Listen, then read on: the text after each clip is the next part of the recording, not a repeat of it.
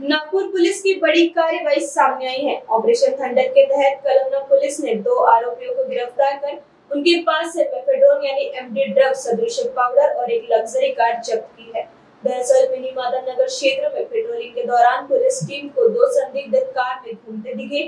जांच में कार में डैशबोर्ड से 5 किलो 30 ग्राम एमडी ड्रग सदृश पाउडर बरामद हुआ, जिसकी अनुमानित कीमत 75,000 रुपए है। साथ ही पुलिस ने 15 लाख रुपए की एमजी इलेक्ट्रिक कार भी जब्त की।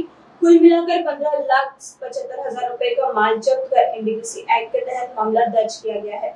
आरोपियों के नाम अमित शर्मा और मुकेश दराड़े बताए जा रहे हैं। पुलिस मामले की आगे की जांच में जुटी है। तारीख 16/9/25 रोजी आमची डीबी टीम PSI रामलोड हे आपल्या डीबी टीमसह हद्दीत पेट्रोलिंग करीत असताना रात्री 3:15 वाजताच्या दरम्यान मिनी माता नगर परिसरात त्यांना एक लाल रंगाची संशयित कार दिसून आली।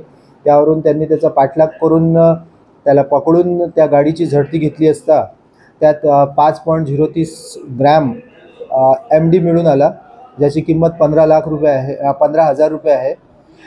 तो जप्त करून ती लाल रंगाची गाडी MGZ EV कार आहे, तिची किंमत 15 लाख, असा एकूण 15,75,000चा माल आरोपींच्या ताब्यातून जप्त करण्यात आला। यात अमित लज्जाराम शर्मा जो लकडगंज हद्दीत महल नागपूर येथे राहतो, इतवारी नागपूर, तसेच मुकेश तराळे जो अजनी हद्दीमध्ये राहतो, या दोघांनाही ताब्यात घेतलेला आहे। त्या दोघांनाही अटक करून त्यांचा PCR घेतलेला आहे आणि अधिक तपास सुरू आहे।